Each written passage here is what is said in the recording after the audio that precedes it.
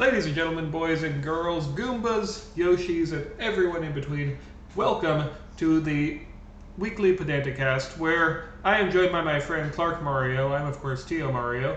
We are the Mario friends. How you doing, Clark? Oh, I've been healthier, but I'm doing good either way. My friend Clark here has, of course, been ravaged by the ravages of winter. Ravaged by ravages is redundant, but I digress.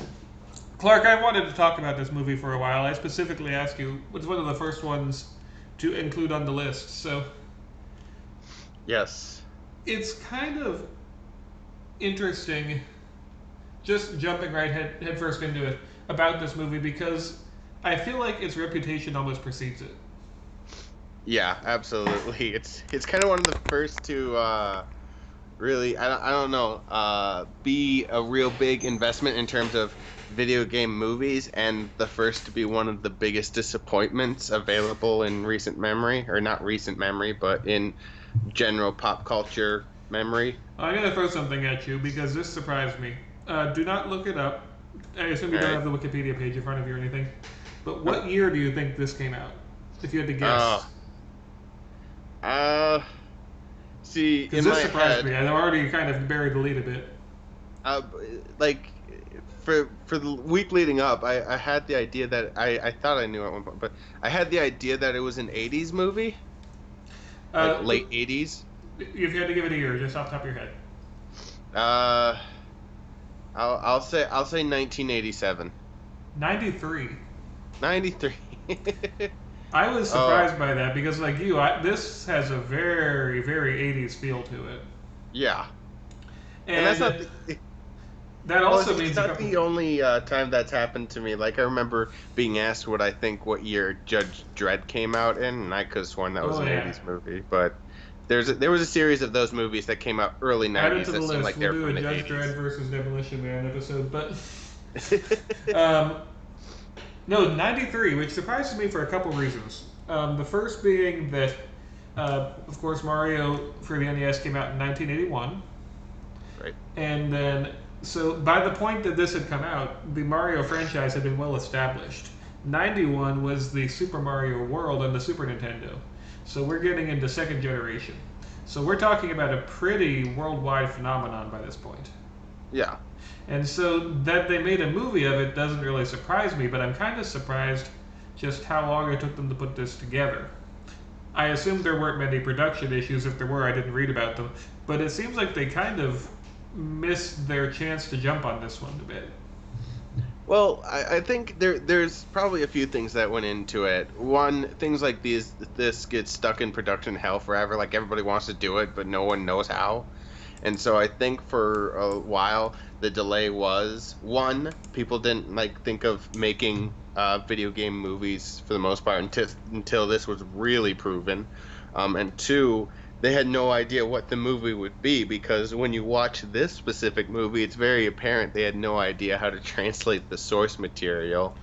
While we're talking about that, I would like to also just bring up that this is a major departure from what you would expect. Right away, if I told you to envision a live action Super Mario Brothers movie, what some of the things you would include? Well, there's going to be Mario goes to a kingdom, and then there's mushroom people, and he goes down pipes and fights against Goombas and turtles, and then eventually he has to save a princess. Right, and a lot of color to it. A lot of color, very bright, very vibrant. The enemies, like, even themselves, are actually kind of cute, which presents a bit of an issue, I would guess, for a screenwriter because you don't want them killing cute things. Right. And the target audience for this movie, I would assume, this hypothetical movie, would be very young children. Yeah. And that's not what they do.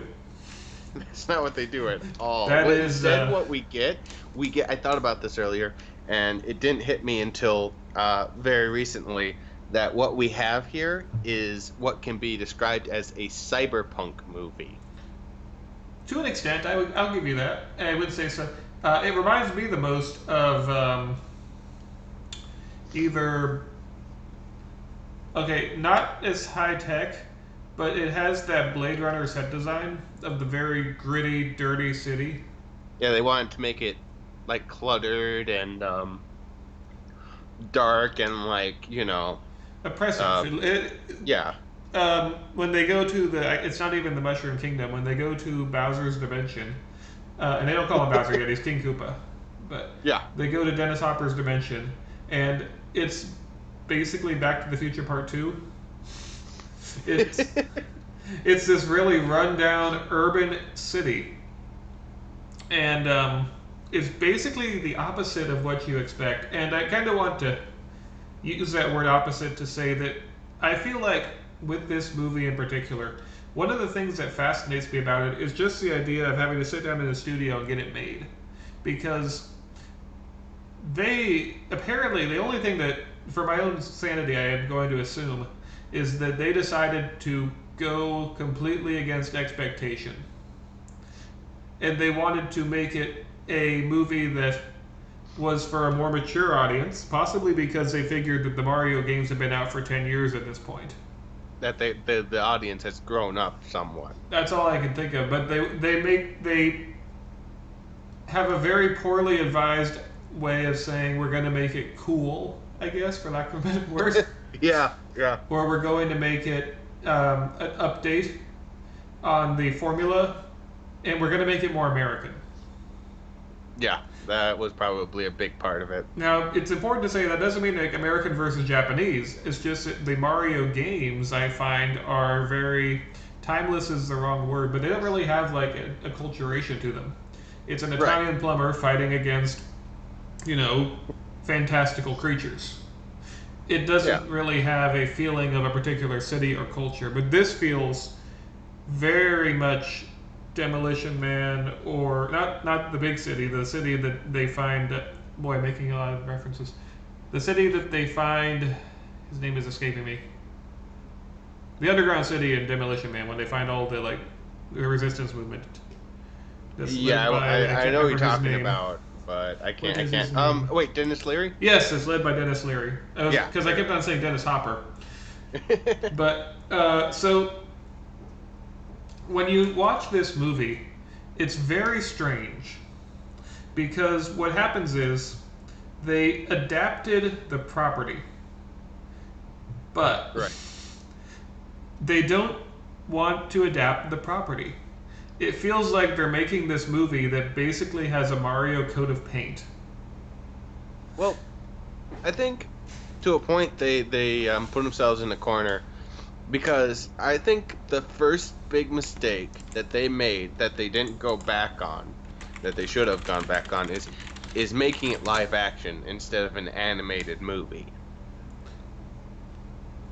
Well, and by this point, they had the Super Mario Brothers Super Show had run, and it was from September till December 1989. Wait, that can't be right. It's only 3 months. You know the one with Lou Albano. Yeah. So there was a precedent set for animated Mario movies, I agree. And on top of that, I can see where they're like, okay, we have to do this live action, but we have to translate things, because doing it straight like how the games were, I can imagine would have been very difficult to put on film, and they probably didn't think it was filmable in the first place. Well, and don't forget, in '93 there was still a stigma that adults don't like cartoons. Right. So you can't have an adult, I'm saying adult movie, like a movie with a target audience of adults, and animated. We're still in the era of, oh no, Care Bears, the end of it. Was that, you could say that was the second mistake then, was trying to appeal to an older audience. Because, well, Beauty and the Beast is only 91, 2 years earlier, so we're still in that frame. We haven't quite got to Hunchback yet. Right. But no, and it's interesting because when you think about this movie, you do think about all of the mistakes it makes as an adaptation. And I'm going to submit to you that this is not an adaptation. Yeah, that's not a far-reaching argument, so I can see that. I can see Because you're coming from.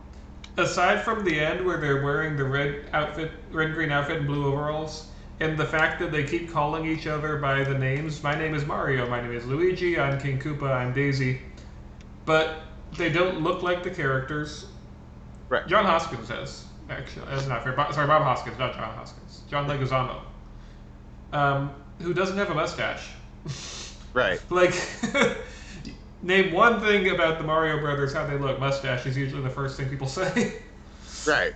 But Well, you bring up an interesting point, and I think that when you look at this movie, there's something about it that let's for a moment take away the Mario name. Let's yes, take away Luigi and Daisy and King Koopa.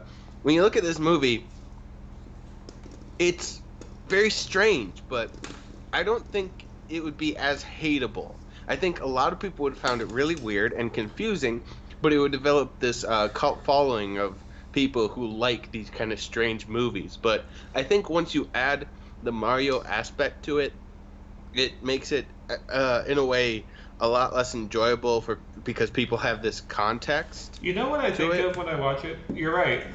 You know what I can't help but think of, though? It kind of feels like if you mash together either Judge Dredd or Demolition Man, or that very urban, decayed setting that was very popular in the 90s, and you smash that together with Dark Crystal. You know what? That's actually very fair. You have a lot of these puppets walking around. You have a lot of discussion of these very fantastical elements. And by the way, the plot of the movie is very stupid. It's one of those chase films, where we have to get the thing so we can do the thing. Wait, hold up. Are you talking about Dark Crystal or are you talking about Super Mario Brothers? Super Mario Brothers. Okay. Because although weirdly enough, this does have a crystal in it. Yeah, but I'm like, if you're talking about Dark Crystal, we're gonna have to throw up fisticuffs. Put it on the list. Yeah. No, because this movie, the plot is we need to get the thing to do the thing. Yeah, that's all it is. Daisy, because it's not Princess Toadstool. Daisy is Peach. Luigi's girlfriend, I think. Which, to be fair, has happened. But so she has a necklace that has a magical jewel that's a part of a meteorite that King Koopa wants, because if he gets the meteorite, he will merge the two dimensions together. His dimension containing all of the dinosaurs, because when the meteorite hit the Earth, the dinosaurs didn't go extinct; they got sent to a different dimension. Oh man! Like you described this as a simple plot in a way, but it has so many weird things to it. And by the way, I love Dennis Hopper in this movie because he's saying these insane things with so much conviction. Yeah, absolutely. He is. And fantastic. He's using these crazy names. We need to get the princess. Also, like, to think, because while we're on Dennis Hopper, that dude's a method actor. Like, he will get into character. I want to know what he did to get into the character of King Koopa. I think he may have actually kidnapped a princess. I'm just saying, is that I could see that. Yeah, it wouldn't be far out of reach. But this is kind of a good bridge to kind of go into the cast, because the cast in this movie it's quite something. Because you have the post-Roger Rabbit Bob Hoskins. Yeah. Who, I would not quite say A-list, but definitely at least B-list by this point. Yeah. Dennis Hopper, easy B-list character actor. This was before Waterworld, I think? Let me think. Yeah, wait, no. Let me check. When was Waterworld? Waterworld was, 95. So you have pre-Waterworld Dennis Hopper and post-Roger Rabbit Bob Hoskins. John Leguizamo, who's in it, but he's very young. This is right before he actually starts to break out, as it were. And what was his big breakout role? I'm trying to remember. Like, it might have been this, but let's see. He was Sid the Sloth in Ice Age.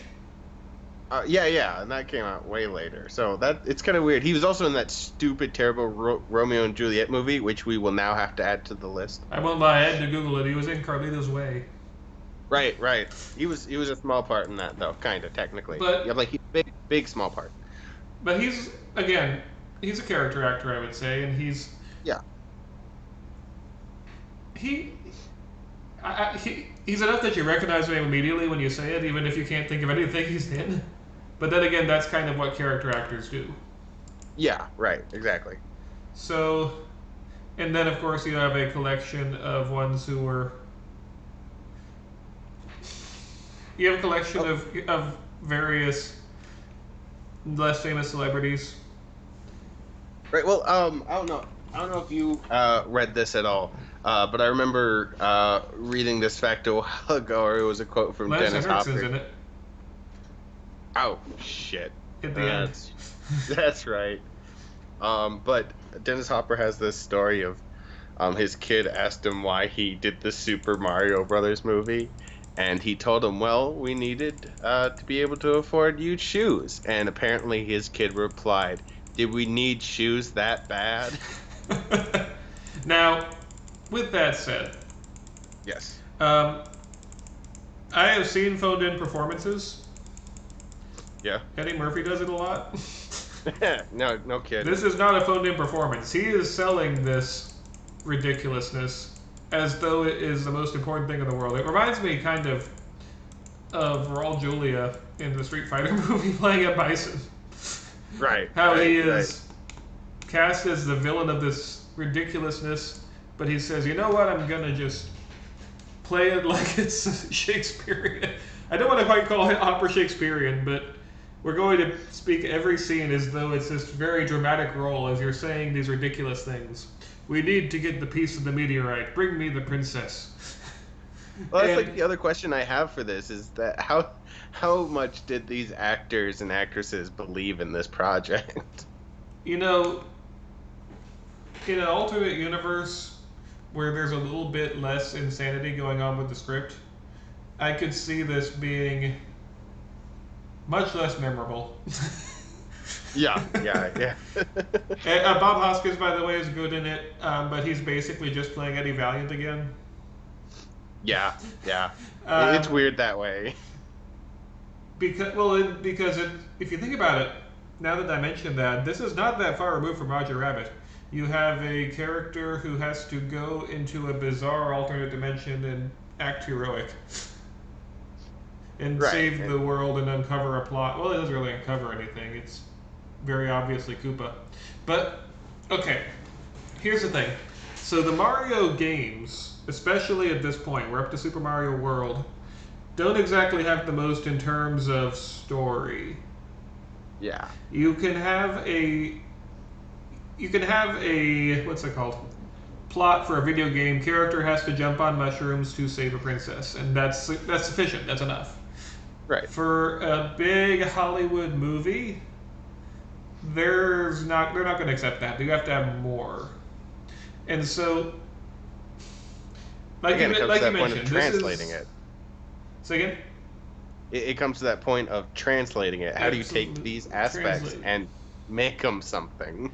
And so what they decided to do, as far as I can tell, is a modern update slash reimagining of the Mario franchise. Do you think, in a way, they were trying to reinvent Mario for some possible further franchising? I would have loved to see a game based on this movie, for the record. I don't even know how that would work, but yes, I I guess would want technically we it. got it, but it's Mario 64. No. Yes, Mario 64 is based on this movie. You can quote me on that? Oh boy, you don't want that. No, I Though don't. I do, I would love to see someone now try to do a video game for this movie. Even I the think with the technology now would be great. For the record, Daisy is a weird choice as the female love interest because at this point in the series, Daisy has only existed in Super Mario World, Right. and then it's been very much Peach. In fact, it was Princess Toadstool in the Super Mario Bros. Super Show. So it's kind of weird they would pick Daisy, although I guess that the thought is it sounds like a more human name than Toadstool. Well, I think also, and this this might just be me projecting onto Hollywood a bit. No, I'm not projecting, but you know what I mean. The fact that Bob Hopkins almost comes off as the comedic role, even though he's the main guy. He comes off as the side character, and it's focused on Luigi, and so like Bob Hoskins being a heavier, shorter dude can't get the pretty girl, and so we have to give it to John Leguizamo, who's taller and in a way better looking, and so they have to go with Daisy instead of Peach. It could be, and you know what? Let's actually shift a bit. Let's talk about the tone, because Yeah, you brought up something that's really interesting. The tone of this movie is very strange because the actors for the most part play it completely straight, yeah, but they're saying things where you expect them to turn and wink at the camera. It's almost right. like a Mel Brooks quality, except without any punchlines. Right. Well, one of my favorite things to always point out, because it makes me laugh, but it's not a joke and it's kind of bad, is the line where they have to uh, introduce themselves to, I forget, some sort of officer or whatever, and Mario steps up and it's like, name Mario Mario. And then they go through, and Oh Luigi yeah, comes up, which and I it's think like, is your canon name? now. Yeah, yeah, I think so. But then Luigi comes up and he's name Luigi. Nah, Luigi Mario, and he says it as if it's a punchline to this joke we didn't have. You expect a laugh track almost. Yeah, it's like, that's But not no, the they're joke. playing this completely straight, and Yeah, so it's this weird sense of like, but you're watching it and you're kind of like laughing because they're saying things like we need to go get the princess from King Koopa, but they're saying it in this very gritty urban setting where there's no indication, yeah, and like so they it want sounds 100% believe ridiculous. it. Yeah, But then sometimes, and without any adequate transition, you'll just cut to these scenes that are horrifying, that are like way. And this was a problem, by the way, in 80s and 90s kids movies, where you have these scenes that are just sticking out in the movie as like weird and creepy, and don't match up with the rest of the movie. And yeah, here I'm yeah. thinking of the part where they kidnap quote unquote Toad and force him into the chair to be de-evolved and turned into a Goomba. Oh yeah, And that it's this is like it's. screaming scene where he's like forcibly transformed into a puppet, really. Oh yeah, I feel like they did those things on purpose to just freak kids out. Or where you have Dennis Hopper, he's sitting with the princess being creepy because that's what bad guys do in these movies. And then it Right. sticks his tongue out and it's this really long tongue. Yeah, yeah. And that's what I mean. It's this weird tone because it's like these things don't belong in a kids movie, but it's not.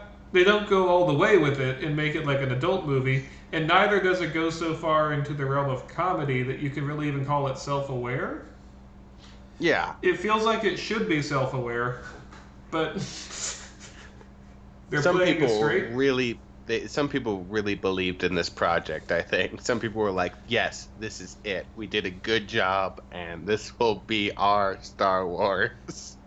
But yeah, this is just weird to watch. It's a very strange movie, and yet at the same time, you can't argue that it doesn't give it its own identity. Yeah, I think it does a really good job of existing in a really weird way. Like I think they thought this out really hard when they thought I it. can picture like 4 or 5 scriptwriters sitting in a room. They've locked themselves in, and they're like, okay, how do we explain this plot? And they're like, well, what if instead of Koopas it was the dinosaurs? And then the dinosaurs hate mammals. We forgot about that, by the way. Is they hate mammals. Right. Okay, this is a big plot point. The dinosaurs hate mammals to the point where they are they want to take over the world and destroy all the mammals. Problem: the dinosaurs, quote in this movie, they have, I forget the explanation given for this, but the dinosaurs have over the years either evolved or changed to where they are now also human. Yeah. And so you'll have a bunch of just people walking. They're dressed weird. They're dressed like Right. a 1980s punk bar, but they're like, no, we're dinosaurs, or we're Goombas, or one of them is a fish. And I don't know if that was a good choice in hindsight, because the idea is, I guess, that the dinosaurs are meant to be You're more trying to put it into realistic. you're trying to put in more thought than Well, no, because I'm that. thinking is that they have to be going for realism, or at least Hollywood science here. Yeah. And no, it doesn't work. Hollywood science has a budget though, and so you can't like they can only do so much, so they have Well, to give like shorthand explanations on why but everyone looks should we human. have done just like Okay, now this may have been a budget issue. Now that I'm thinking about it, but how expensive would it have been going by Hollywood money? They had a $48 million budget to just go to a costume shop and buy a bunch of rubber dinosaur masks. Um, it depends. I'm not sure. I think there's also it's part budget, part laziness. Maybe even they want that human recognizability there. But like, how That's much something more that interesting would happens. this movie have been if they went down into this society and it literally like and I guess expensive certainly, but every single person that you see is this half human, half dinosaur hybrid creature. Well, they kind of have that, like when they de-evolve, but when they're more evolved, they're human-like for some reason. But when they de-evolve, they become the small-headed reptilian things Those that they yeah, do. those were Goombas when they and So they but had them, but they didn't. They just didn't put them on everybody. I don't know. I Like that's almost one of the things picture. it's very confusing.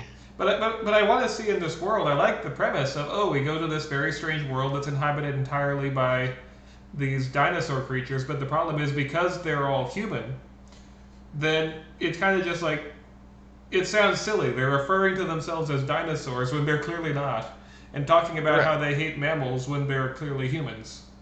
Yeah, they are technically mammals. Unless there was like a budget issue, I don't know because I really think I honestly think, and if they and maybe they cut down on the cast, but if they could do like even go so far as to go have a few puppets in there as like shopkeepers or something.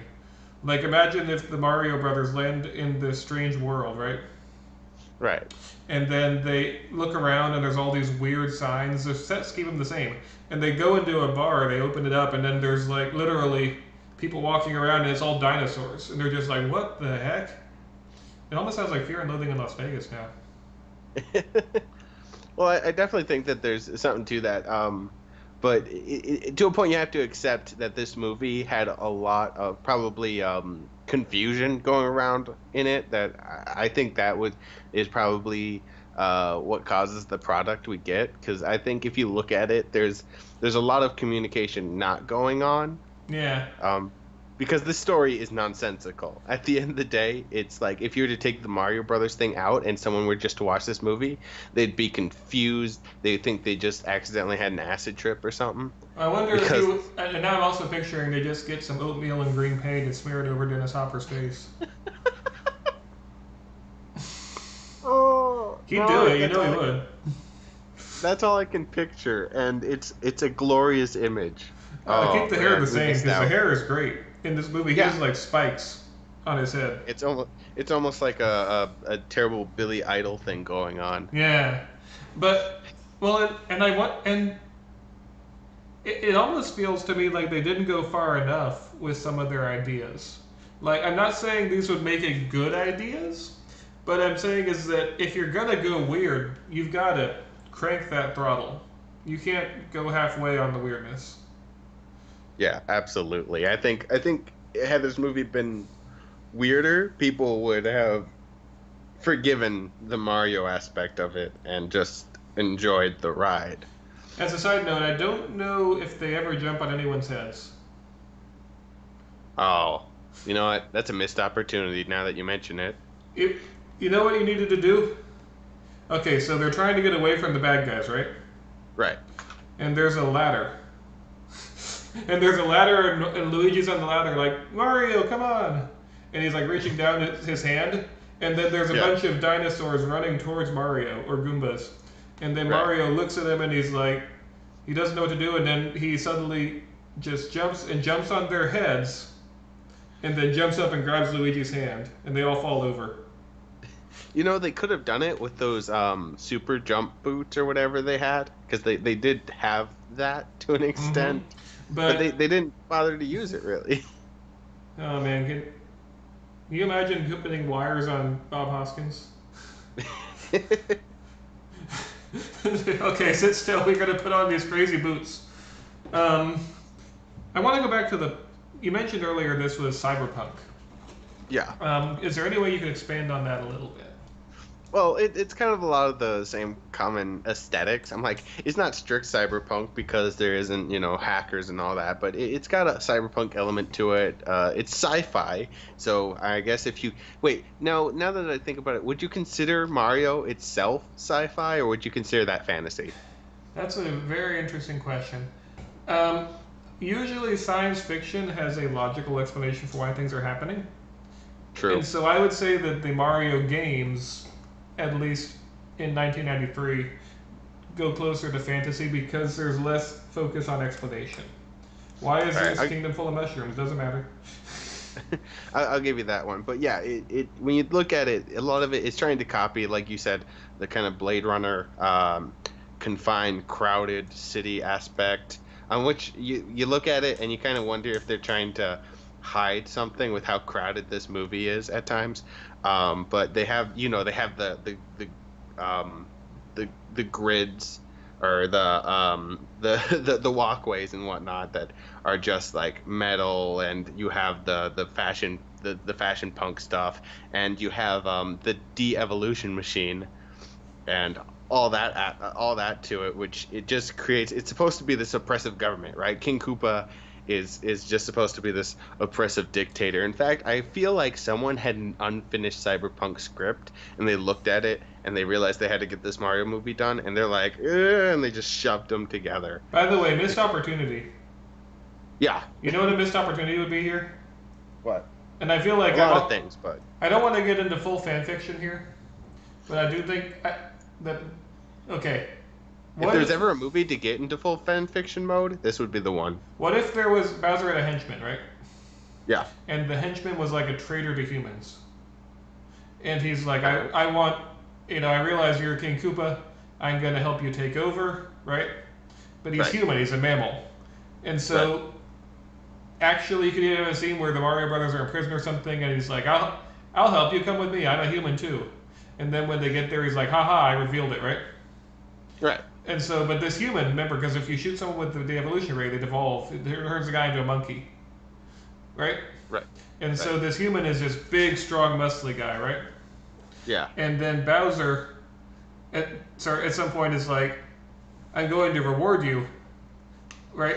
Or I'm going to, and what I'm going to reward you is I'll shoot you with the ray. And he shoots him, and then he turns into a gorilla. And his name, of course, is Kong. Oh, dude. And then at the end of the battle, either Mario or Luigi is fighting Kong, and he's throwing barrels at them because they're at a construction site. Oh, man. You know what? That would have been so extra. It would have been fantastic. I would love that movie. And that's what I mean, is that I feel like it's almost like they don't go far enough at the same time as they go. They don't lean into the ideas they're having. Right. They cross the line, but they don't go enough to bring it back around. Because, so, it's a reimagining. We're going to accept that. Yeah. And we're going to assume that we want to reimagine it in an urban setting. And that urban setting, we're going to be very Blade Runner, Demolition Man, I've said it over and over again, but we're going to have the Marios go through this strange alien world. Right. And the set design is fine. Mm-hmm. I think it's really interesting. They have the giant neon sign that says Vote Koopa. But the problem is, it's too normal. It Well, here's looks. the thing. If I can interrupt you here for a second, I think that because you mentioned it before, there's other movies that have had this sort of setup. There's, especially at this time, there's just that kind of gritty, uh, urban kind of design to it, and with this kind of take this story that people are kind of familiar with and make it a little grittier. I think when they did this. This was what was considered a safe aesthetic for early 90s movies. And so they weren't thinking, oh, let's make this strange. They probably didn't even look at it as strange. They were looking at like charts and such Are that you said, oh, referring to this is. Theodore Rex again? Because we promised never to talk about Not directly, but that. my point is though that they probably were doing this. Someone was doing this based on things that they thought were, again, quote unquote, cool. And so they weren't thinking of going all the way. They were thinking of trying to make it as safe as possible, which made a really weird movie, oddly enough. And so I think had the cyberpunk aspect been in a passionate idea or an inspired idea instead of a hey, this is what's going on right now in pop culture, then we might have actually seen it go that far. But I think an aspect of this was that they're trying to make a safe movie, and so we got this weird, not far enough movie. well, like so, there's a scene where they get arrested, and I Right. believe it's because basically Koopa gets them arrested somehow. And Yeah. they're taken to a police station, and they're taken to a room where Koopa disguises himself as a lawyer for some reason. And then he's like, I'm going to represent you. And he's trying to get them to tell him where the princess is. Because they think that Daisy is a princess because she has this stone. Yeah. And picture a scene where they're just walking into the police station. And you have all the puppets. You could even keep the same Goomba costumes, just you have these weird, strange things there. Like there's a Goomba in a trench coat with sunglasses that's handcuffed to a bench. You have a Goomba in like a dress with lipstick and it winks at them. And then you have, of course, police officers, or you have like one in front of a mugshot and they're taking his picture, except its arms are too small to hold the little placard. And it's just this really. You have a scene of the Mario brothers staring at this just with open mouth. They don't even have to say anything, they're just like, ah. And you just have the camera shoot over at these little set pieces. And I feel like if you had that you could really make the audience, you could really pull them into this very strange and bizarre world. But the reason that that's not there is because, frankly, it would be boring with just humans. It'd be like, there's not enough to set it apart. I mean, I sound like I'm repeating myself, but it does frustrate me because I think that there's potential for a really good movie following these same steps. So let me put your thought into specific words here. Your problem seems to be to an extent that they go through all this trouble of creating this separate world, but it's too recognizable to things on Earth that it seems like a waste of this whole separate realm that they've created when they could make it uh, emphasize the aspect of how weird and different it is. Uh, I think so, and I think that honestly, in a film like this, what really does set it apart is the world that the characters inhabit. When I Right. think of just some of the ones we've named, Demolition Man, I think of that really alien world where everything is either super politically correct and safe, or else it is horrifying and destroyed. When I think of Dark Crystal, I think of this very strange world. I picture Dark Crystal if instead of puppets, you just had actors in costume talking about, like, oh, there's this world, and then the Skeksis are just little old men who are fighting. You see what I Yeah, mean? yeah, And I get what you mean. It doesn't really give you how to put it uh, an extraterrestrial sense. Not so much like aliens, but you know what I mean. Just if it's too close to connected to humans and whatnot, it doesn't feel all that. well, I wouldn't mind it so much, except the they're talking about themselves as, oh, we're dinosaurs. We Right. are They make such a big deal of it. right. And it's like this, oh, this world is so alien and strange. And I'm like, no, it looks like New York that just Yeah. has some puppets walking around, one or Yeah. two. New York with a lot more sex clubs or something like that. Like, Maybe. but I've never been to New York, but I've heard some things. but Shout out to okay, New so Yorkers. yeah, let's split from the aesthetic for a bit, and let's talk about the aspect because I want to because I feel like this is one of the movies that exemplifies this aspect. This idea of so bad it's good. Okay. And so I had a thought recently when thinking about this movie that I don't think it's necessarily something is so bad that it's good. Because let's, for a moment, go for the example of Manos Hands of Fate. You watch that movie, it's not fun to watch, but it's possibly one of the worst movies I've ever seen.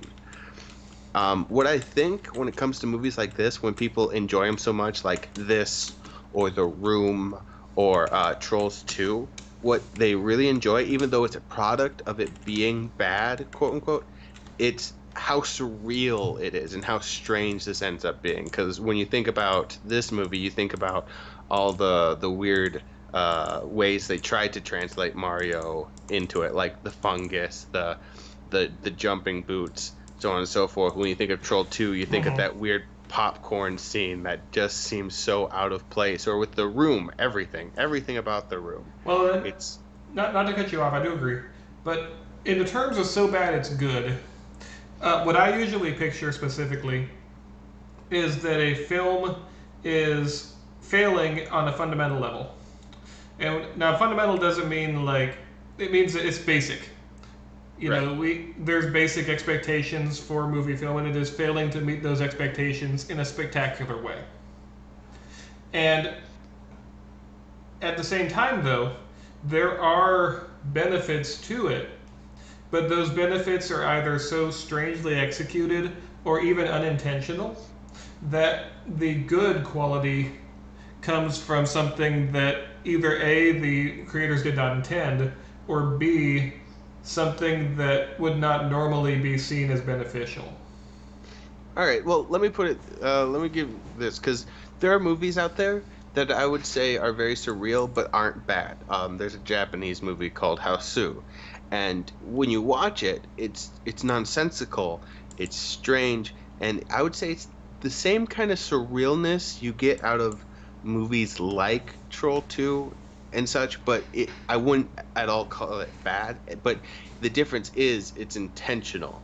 But I don't think it makes that it in itself makes the difference. Like if you get what I'm not saying that it's that the reason these movies are enjoyable it has nothing to do with because they're bad, but I think the element, the ingredient happens to be the idea of how surreal movies like Super Mario Brothers end up being because of how they fail. And I think one of the benefits also is that it does give the film a unique identity. You Right. mentioned The Room earlier. The Room is a pretty by the numbers, terrible love tragedy. But what makes it unique is that it has Tommy Wiseau's borderline alien performance. Right. And Troll 2 the has spoons in a frame.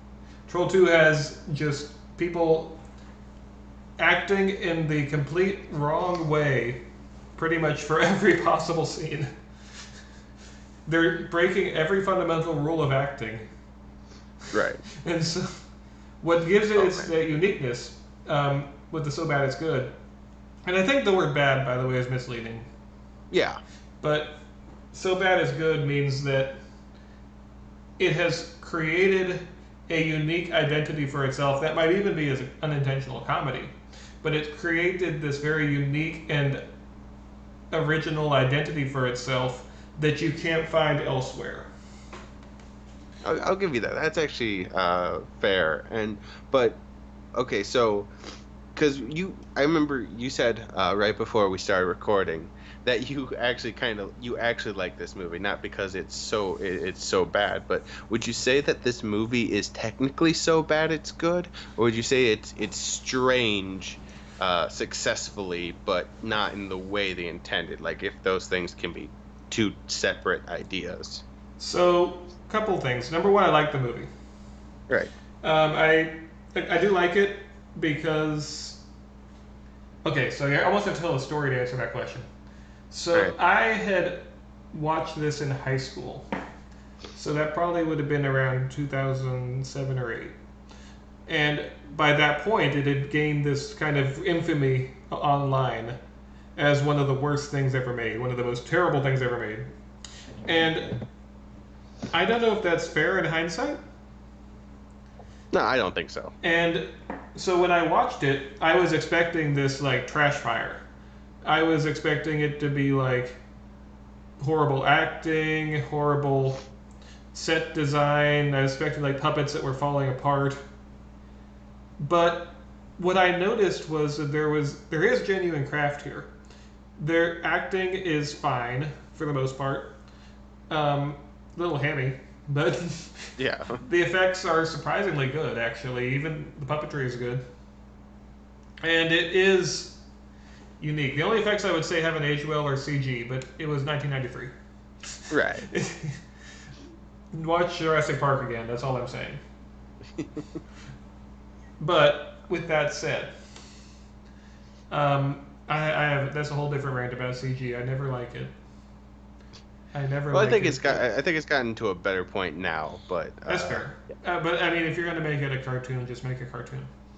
yeah, yeah, But so when I say I like this, I do. I really do.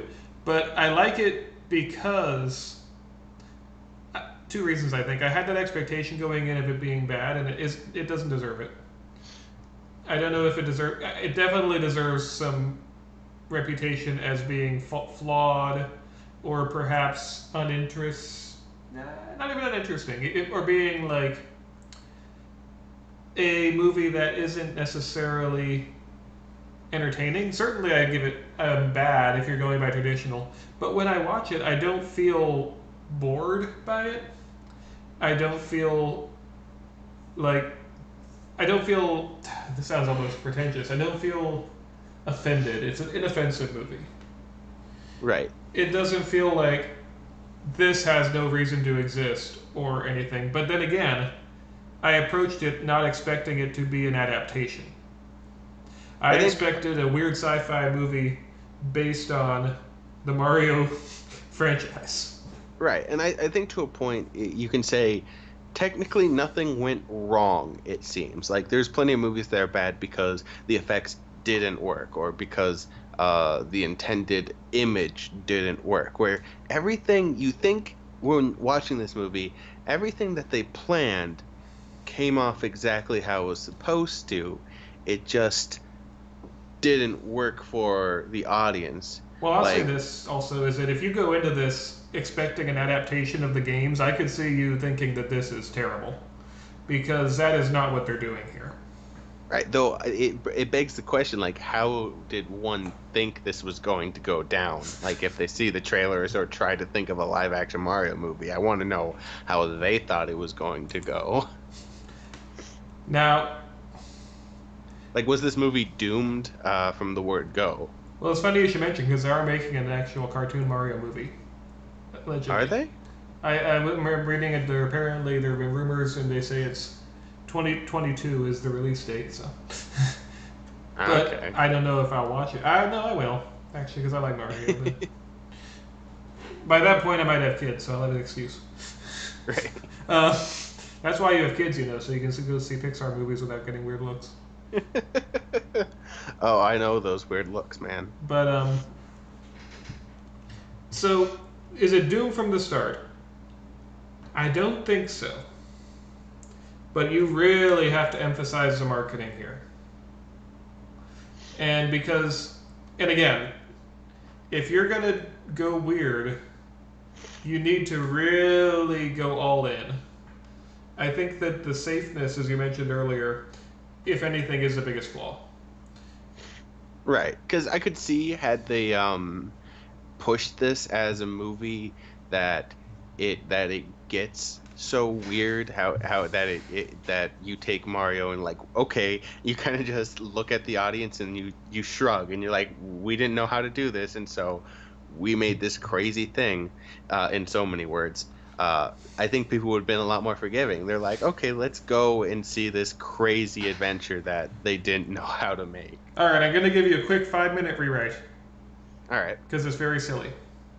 all right, Um, so the plot of the movie, as it stands, is that Daisy has this chunk of meteorite that the Koopas want because it'll allow them to return to Earth. Because the meteorite that landed caused the dimensions to separate, and the dinosaurs were trapped in this environment where the dinosaurs were raised by themselves. right. Okay, I'm going to keep that, but here's what I'm going to change. Okay, no meteorite. Throw that out. That's stupid. All right. It's find a thing to get a thing movies never work because it just becomes very eye rolling and predictable and oh they get it but oh no the bad guy gets it, etc., etc. There's 5,000 of these things where it's like we need to get the gem of so and so to blah blah blah blah blah, and so, throw that out. Okay, ready? Right. So Daisy is the Mario Brothers. So Daisy is Luigi's girlfriend, and Right. then the Mario Brothers are there. And what Daisy is that she works. She is entering a beauty pageant, Okay. and she's entering a beauty pageant because what happens is the Koopas discover a portal to our world. Okay. And so they've been exploring, and then what happens is that the Koopas are looking in at the beauty pageant just as Daisy wins, and they're putting a crown on her head. Ah, okay. I see where you're going. And so they say, look, it's a princess. And the King Koopa, he wants a princess. So then afterwards, she's wearing the crown and the sash, and then they grab her and they take her through the portal, and the Mario Brothers happen to follow them. And they end up in this very strange world. And so they go around the city trying to find Princess Daisy, because that's what they all keep calling her. And then they end up seeing this big billboard where King Koopa is going to marry Princess Daisy. It'll be this big royal wedding.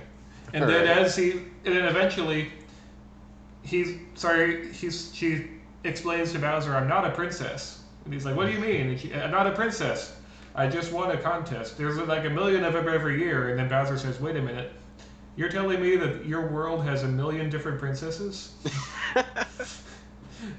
And then suddenly, he's like, they rescue her. But Bowser says, I don't care. I'm going to bring all of my troops through this portal. We're going to invade Earth. Because we're going to take all the princesses. Oh, wow. And the Mario Brothers have to stop him. And so they put on their overalls, they find the jump boots, and then they not only stop him and defeat his army and knock him possibly into a volcano because Bowser always falls in lava. Right. Or maybe there's a bridge. There's a bridge leading to the portal over a thing of lava. And the way that they beat him is they find an axe and then they cut it. And then the bridge falls under Bowser and he falls in the lava. Of course, this with also your Donkey Kong edition. With the Donkey Kong edition, absolutely. Maybe Kong is the one who is guarding the palace whenever they have to save the princess. So. Now, okay, so So Bowser ends up falling into lava, and then they close the portal to the other world, and then they save her, and then that's the movie. And so it's like. Wait, would you keep the same cold ending? Which one? Would you keep the ending where they're like, okay, everything's fine now, and then Daisy comes through the door with all her guns and shit? Oh goodness. No. The sequel baiting to end all sequel baiting. What I would do is I will sequel bait.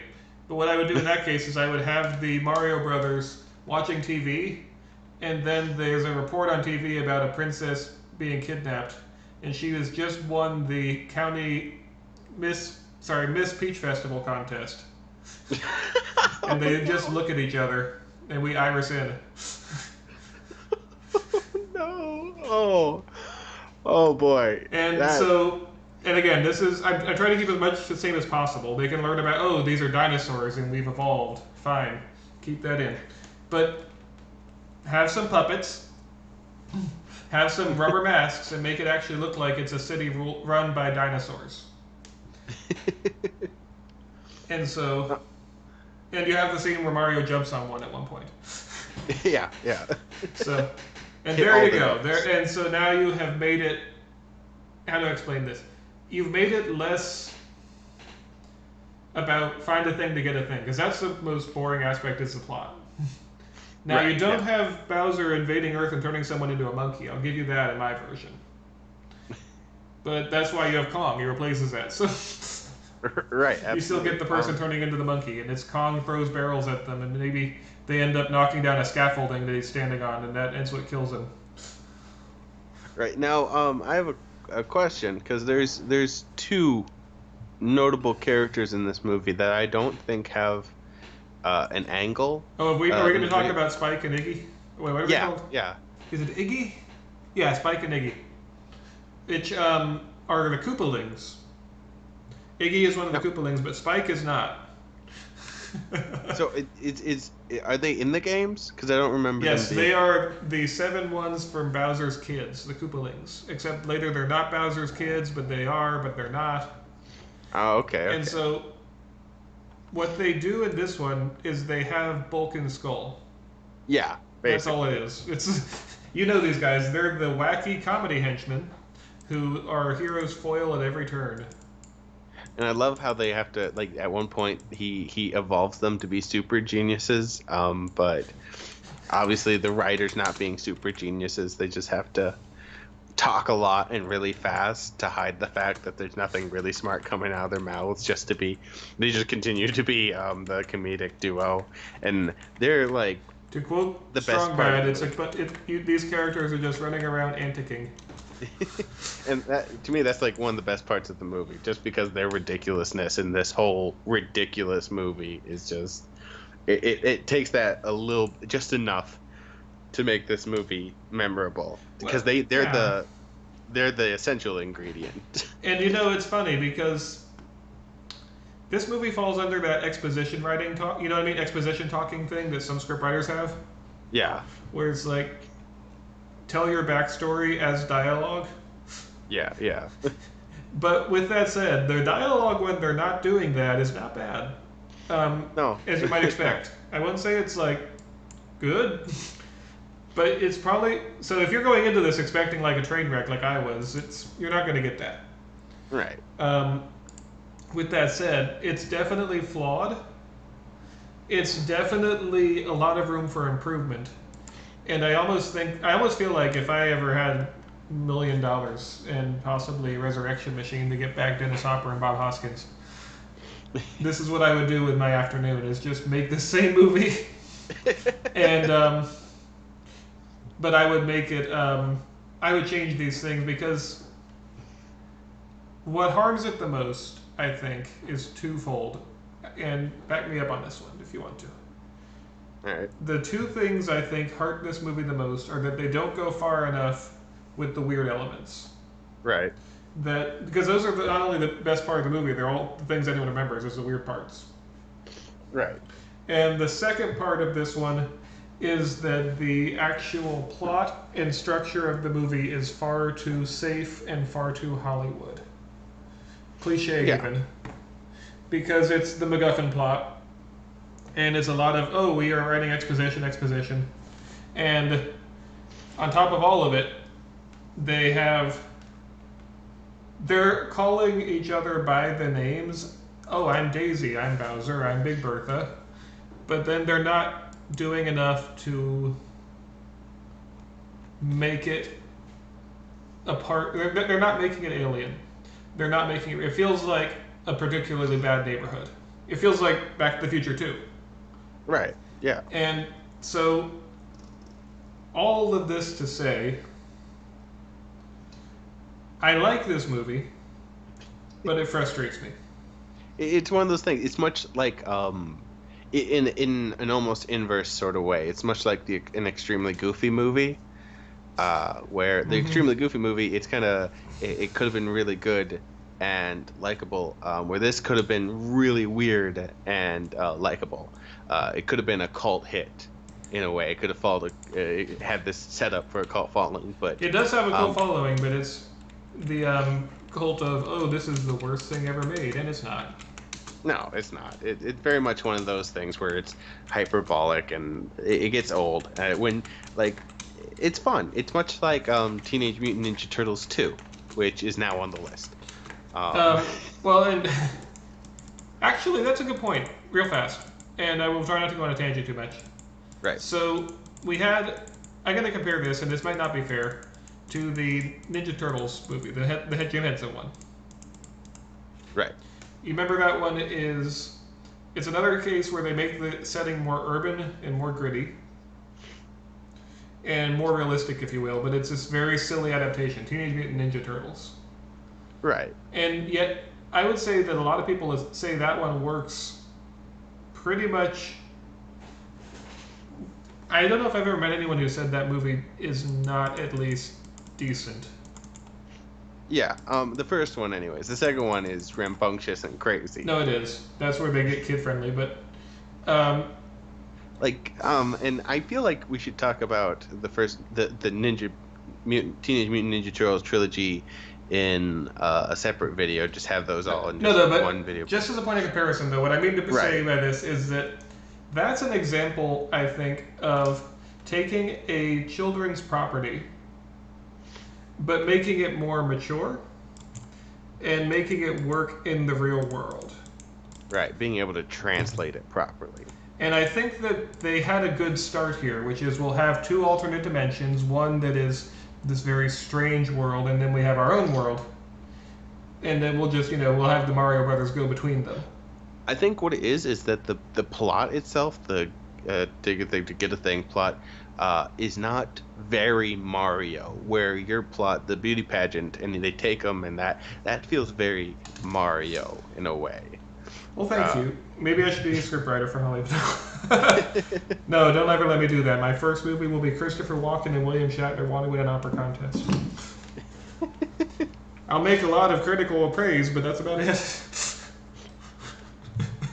But I think this movie really lands in a very weird spot, and this is why we chose it, is because it lands in a very weird spot for pop culture, where I don't, because nowadays you don't hear people talking about this movie. Back then, it was everyone. It was the bad movie of adaptations, especially for video game adaptations. But since then, we've had so much worse. We had so much dumber that this movie has actually kind of slid under the radar nowadays. I have to ask you, off the top of your head, this is going to sound very strange at first, but can you think of immediately a video game movie that you like better than this? I don't know if we can. See, the thing is, a lot of video game adaptations, in my opinion, are either just kind of corny, stupid, or bland and boring. And so this one I just enjoy more because it's so weird and strange and out there. Most other movies that are based on video games are just like... The closest one we could have maybe is Wreck-It Ralph, but that's not based off a particular thing. Yeah, it's about video games, but it's not about a video game. Like, there's the Assassin's Creed one, which was kind of boring. The Prince of Persia one, that was kind of boring. Rampage, which I didn't see that one, but I saw Hitman. I thought that was not very good. I'm not counting anything Uwe Boll makes, obviously. Yeah, those don't count. Those. Oh, Assassin's Creed! I forgot that existed. Yeah, and it's Tomb Raider. Yeah. Well, okay, so there's the lore. There's the Scott what's Pilgrim, her name? Maybe. Scott Pilgrim was a comic, though. That's true. Yeah, Pokemon the movie. I'm looking up a list of video game adaptations. Okay, hold on. Pokemon does not. That's cartoon. Okay, we're only counting live action. Doom. I remember watching that. I hated that so fucking much. Max Payne. Oh yeah, Tekken. with Mark. Oh, Street Fighter the movie. I forgot about that one. Okay, that's what we're gonna do. We're gonna do a versus Street Fighter the movie versus this. Oh man, that'll be a future video if people want it. Yeah, but I don't know if you ever saw the even worse Chun-Li one. No, I Legend of actively Chun-Li. refuse because I without Raul Julia, what's the point? Yeah, well, it's so boring. It is. They made a Double Dragon movie. Why? You didn't see the Double Dragon movie? I feel like I should have. Oh, or Mortal Kombat. Mortal Kombat's okay. We'll have to have another video. Mortal Kombat's at least fun. We'll have to have a video on it. All right. Oh Um, man, so the it's wrap kind up of though, hard because now not to we're go off going on a bit of a topic. tangent, so I think we should kind of wrap up. Yeah. Overall, the reason I didn't want to talk about this movie is because there's two major things. Number one, I don't think its reputation is deserved. I Right. think there is genuine goodness in this. I just think that that goodness makes me want more of it Well, whenever it does yeah, happen. because we're not going to be one of those people like, it's good actually. We're not going to be like that. No, It's fun, and we think it's not the worst thing. Again, like I hate when people say it's the worst movie ever. I've heard people call like Avatar. it's Uh, flawed or predictable or in some cases bland. yeah, like people will call like Avatar, Transformers, or whatever the worst movies ever. But I'm like, you obviously haven't Who called seen. Avatar the worst movie ever? Well, depends Did what they Avatar not you're talking seen about. George Clooney's The American? Well, like then you got like Manos Hands of Fate and whatnot. Like you compare Oh those, man. you compare like Super Mario Brothers movie to like Manos Hands of Fate or Plan 9 For the from Outer record, The Room Space. is in the conversation for greatest movie ever. But you compare it to those, and I'll guarantee you, Super Mario Brothers movie, if anything, just isn't interesting to you. Like at that point, it's not so terrible or whatever. It's a very unfair comment to lay on a movie Well, and that is it all was. right. I have to say, I am glad it exists. Yeah, That I am too. I am glad it exists. I believe I own it on DVD. If not, I'm going to get it. But I know I do. um, and I would recommend anyone who is interested in, I guess, adaptation, that this is not. There's worse you could watch. Yeah, If you want absolutely. to see what movies have come up with, sorry, what video games based on movies there have been, this is pretty much mandatory viewing. Right. I think it's one of those you have to have a friend to watch it though, because watching it by yourself doesn't make much sense. Well, it's Too very much so. depressing. Yeah. It's But one of those things. Get a group of friends, get together, watch it, make a thing out of it. It's a lot of fun. And when you're having fun, is it really all that bad? throw popcorn at the screen. Yeah, yeah. um, Rocky Horror Picture Show it a little. so with that, I think we will just kind of wrap by saying that There's no smooth way to transition to an end with this movie. I will Oh, first, say I want to that say real quick, favorite scene. Just real quick. please. Favorite scene. Oh, my favorite guy. I thought you were saying what your favorite Yeah, scene was. Okay. no, I'll say mine after you say Okay. yours. There's two scenes I like. One because they're so weird and awkward, and it doesn't fit, and I kind of like it ironically. I hate using that phrase because it sounds pretentious, but I do.